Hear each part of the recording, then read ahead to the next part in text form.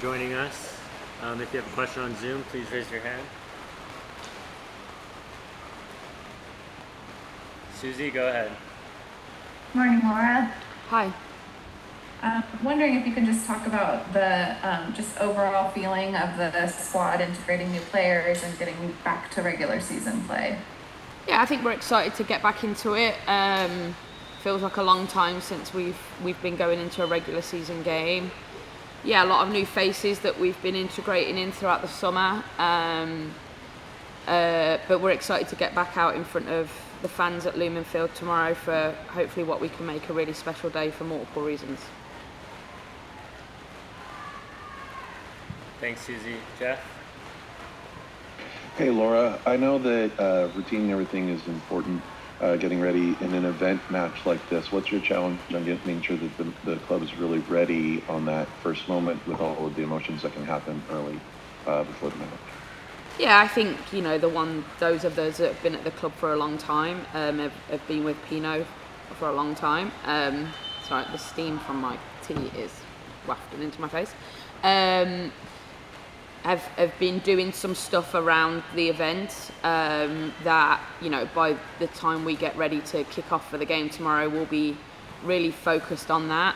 And the rest of the team, honestly, have not really been impacted too much by all the events. We're trying to keep it as much as possible about us doing our business. So, we want to give Pino the retirement jersey celebration she absolutely deserves. But I think one of the things that would really make it icing on the cake for the day would be to get the result that we want as well. Thanks, Laura. Thanks, Jeff. Steve? Hi, Laura. Thanks for talking with us this morning. I want to ask kind of on the topic of integrating new players, kind of how that process is going, if you expect all of them to be available tomorrow, potentially to start, and then otherwise generally kind of injury updates for the team as a whole.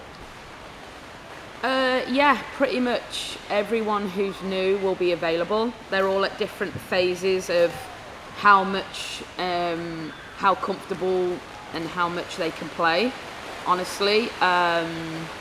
So we'll see what that looks like. I think, we don't really have too much injury issues. I think we're loose pretty much day to day right now, which is a good sign. That's a really good sign. So we'll probably be making a late decision about how much Lou can play, if at all.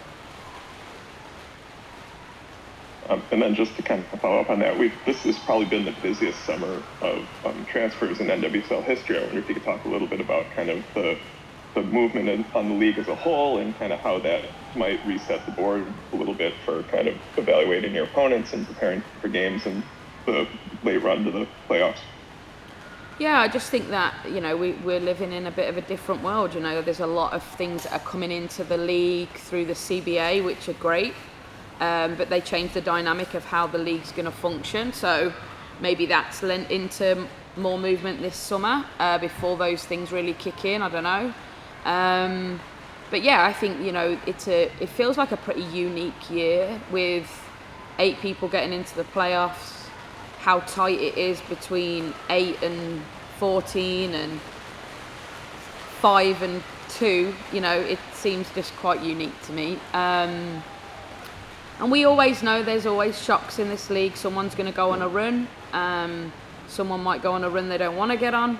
And we're hoping that we can go on a run that can really give ourselves the chance to really push to get into the playoffs. Thanks, Steve. Susie, go ahead. It's been a while since you've faced the Courage, and just wondering if you've seen them change or if it feels like the same kind of threats that they presented in April are going to be what you expect in this match. I don't think they've changed too much. No, I think they have a very, very clear way they want to play, which is, a great way of playing, in my opinion.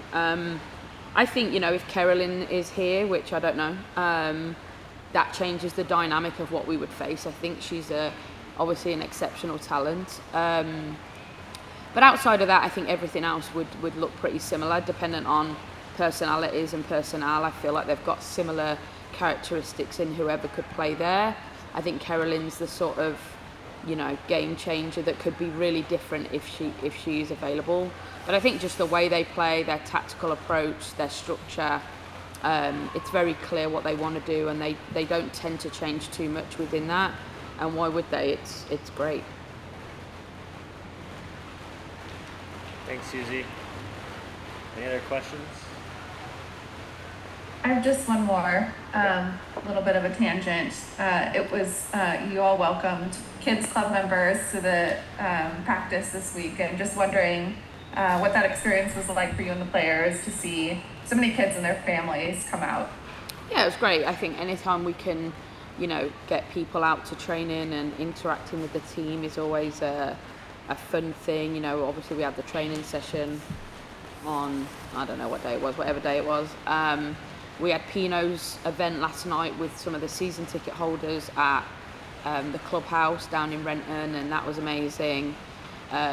So yeah, I think the more stuff we can do where we interact with our community, the better it is for us.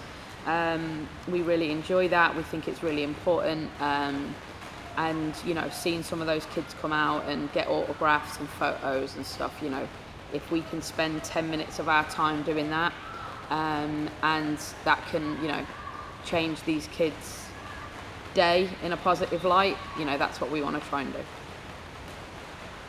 All right, thank you, Susie. Thanks, Laura. Thanks, everyone. Thanks.